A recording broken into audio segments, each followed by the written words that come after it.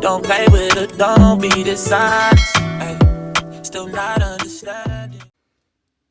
What is up, guys? Welcome back to my channel. It is a gloomy day out here in Utah. We're all in our feels about what 2024 has brought us so far and where we're looking to take it this year. So we're going to dive into what our glow up is going to look like this year. Let's get into it.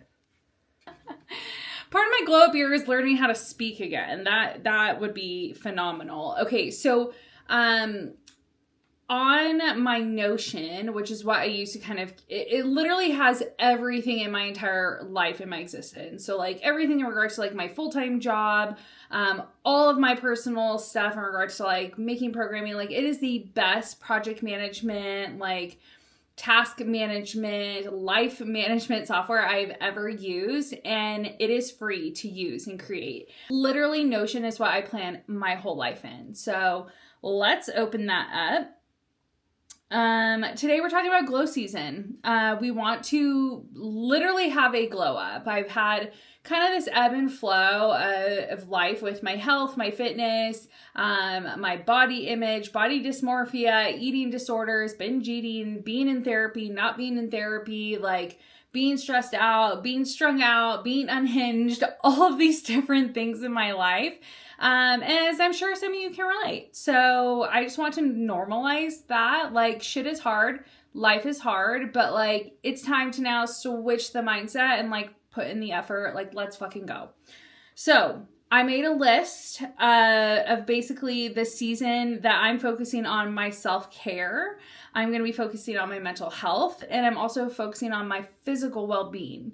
So notice I didn't say I'm focusing on getting fit, I'm focusing on getting skinny, whatever, like, because that could ebb and flow, right? I could be like, I don't know. I feel like I need to get my mental health in line before I'm like, oh, I have these, whatever. Anyways, so this season we're focusing on self-care, our mental health, and our physical well-being. So less of like, and yes, I have goals. So I want to like drop weight. I want to be fast. I want to be strong. I have all of those things in my mind. But when I look at those goals, it is tied to my physical well-being, meaning that I want to do all of that the right way. There's no quick fixes. I'm not going to go on any like crazy detox plans. I'm not going to like limit my calories to 1,200. I'm not going to restrict my eating. I'm not going to do any of that shit. I've done it in the past. I was heavily influenced by like fitness culture in the past that like taught you to like, you know, make yourself super small. Like, don't do this. Like, carbs are bad. Like, do keto, do this. Like, none of that shit. Do what's best for you. And if that's low carb, great. If that's keto, great. If that's paleo, great. Whatever that is, do it for you. Don't do it because some idiot on the internet told you to. And so that's kind of like my physical well-being. Like, I want to eat 80-20, like 80% whole foods, right? And 20%, whatever the fuck I want. Today I had McDonald's. And I'm never giving up McDonald's, okay? I'm never doing it. Nor am I ever giving up my Diet Dr. Pepper. And if someone comes at me and be like, soda's not bad. Soda's bad for you. And diet is bad for you. Like, get off my page. Goodbye. I'm just kidding. I love you. I love your opinion. Do you? Anyways. Okay. So I'm going to go through kind of the list of what I feel like is going to help me have a glow up in those areas.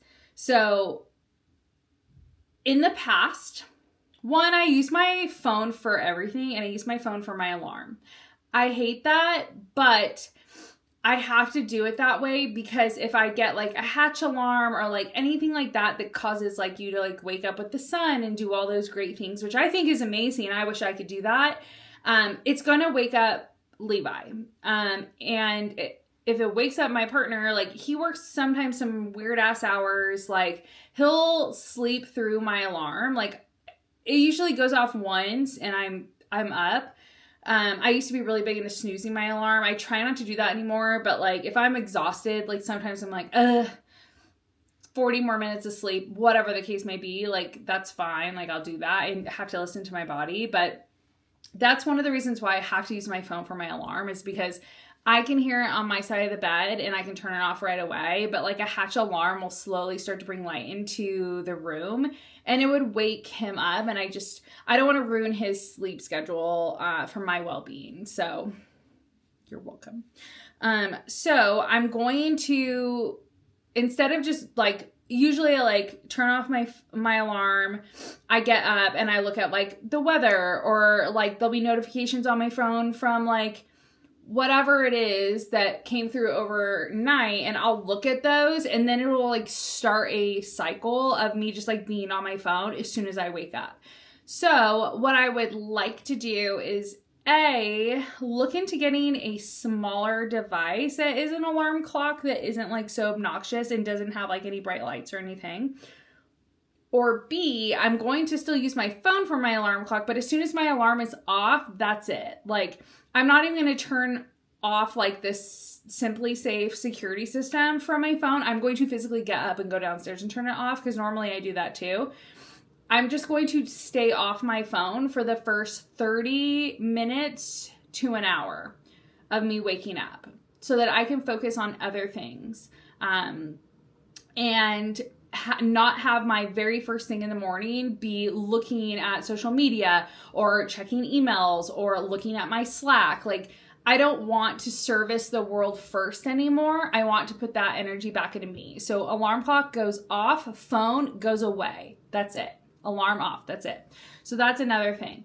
The other thing is water. So I'm really big on coffee in the morning. Like, gotta have my coffee. Okay, great. I'm still gonna have my coffee, but before I have my coffee, I need to drink water.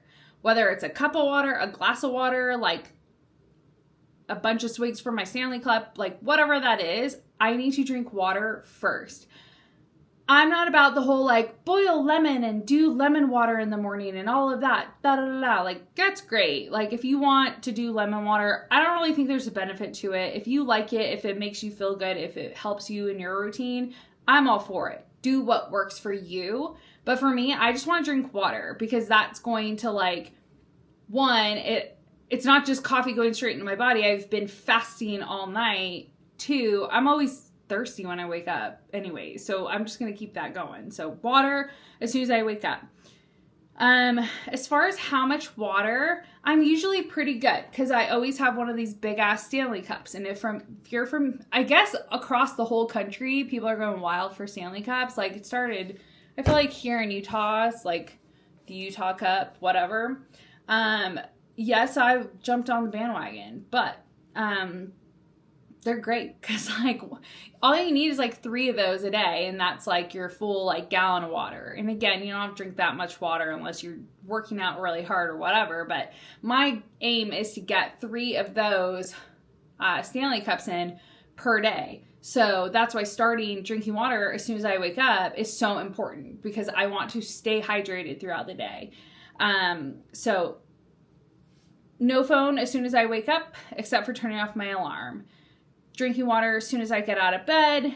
Drinking at least 3 of the Stanley Cups per day. That's that.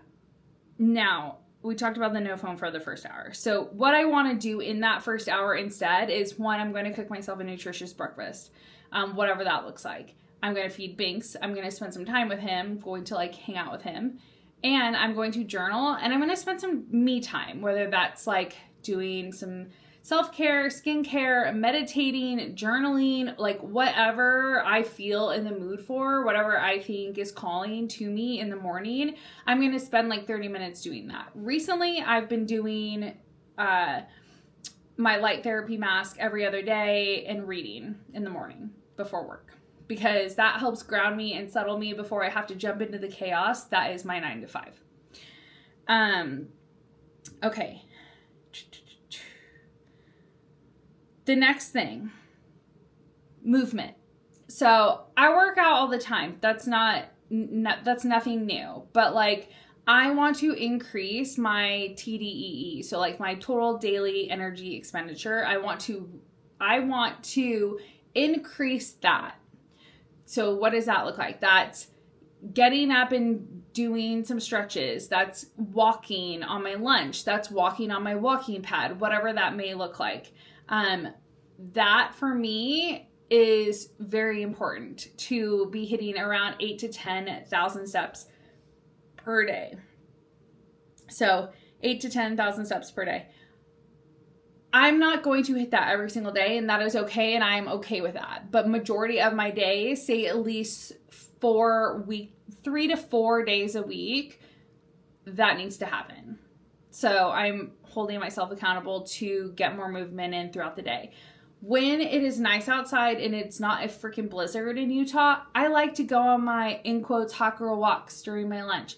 I love to do it in the morning because it's crisp. The air is so nice out. Like, the spring is the best time for walks outside. It's like when everything gets amazingly, like, everything is beautiful here. Snow, all the things, but you still, like, you're not going to eat shit while you're walking. That's my biggest thing. Because I would go walk in the snow, but I would die because you would slip and fall. And, like, I'm not about that life. So, I bought a walking pad, and that is what I've been doing. And honestly, I get more steps at home with my walking pad than I do when I'm in the office at work, which is wild to me. So that is very important. The other thing is my daily workouts coupled with my rest days. So I'm switching my programming to be more endurance focused. I'm running a 10K in March.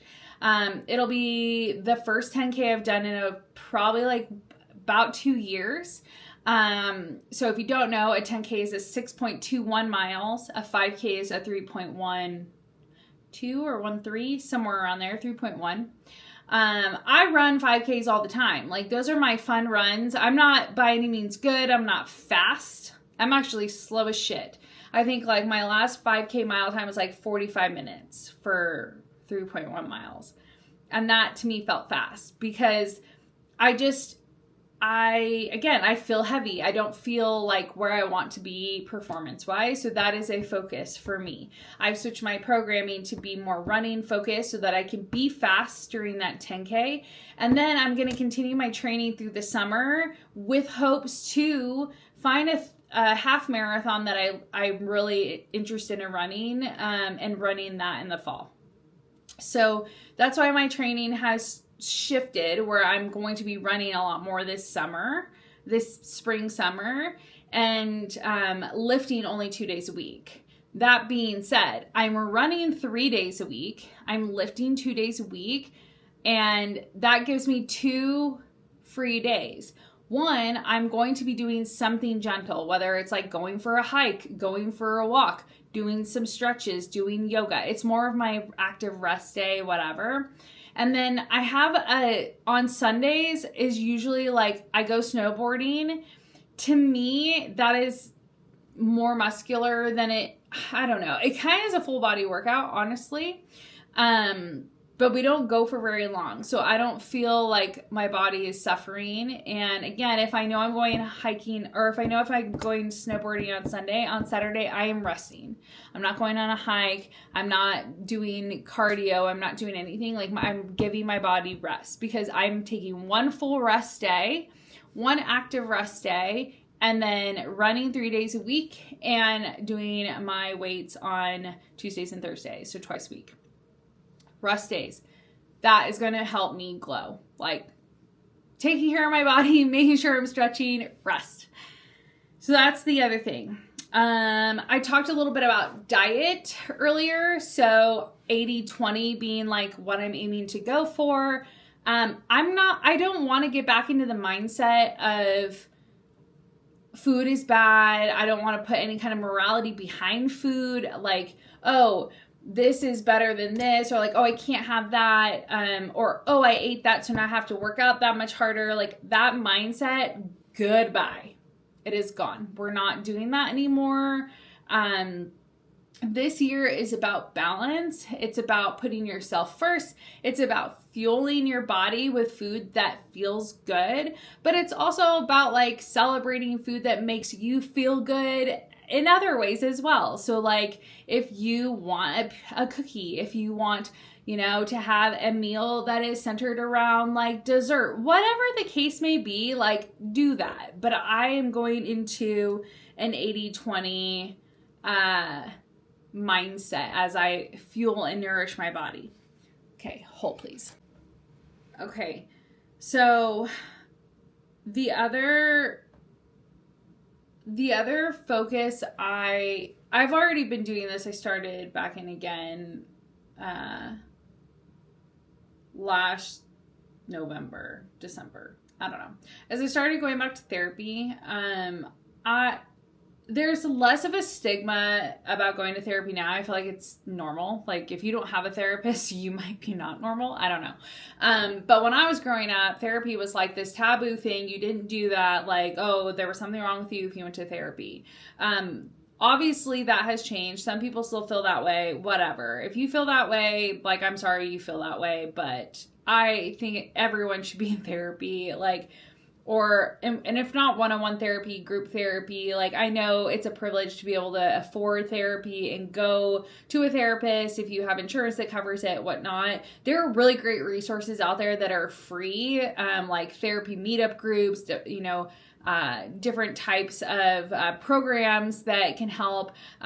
If you are looking to get into therapy and you can't afford it and you don't have insurance that covers it, I think BetterHelp or Talkspace, one of those online ones, have financing for people who can't afford therapy. Like, I just feel like, and shit, at this point, like, you can come talk to me. It's fine. I'll be your therapist. Definitely not qualified. But I just feel like it's such a great thing to have at least somebody that is a safe space that has no investment in like anything in regards to you, that is a non-biased opinion in how you're feeling, and can be someone that can shine like expertise, but also like different opinions and different ways of thinking about things that you're feeling about. And that's something that is super important to me as I go into 2024. There are a lot of things I want to work on personally, whether it's like work-life balance, setting boundaries, being more confident, like fixing my eating disorders, like fixing my anxiety, all of those different things. And therapy is only going to help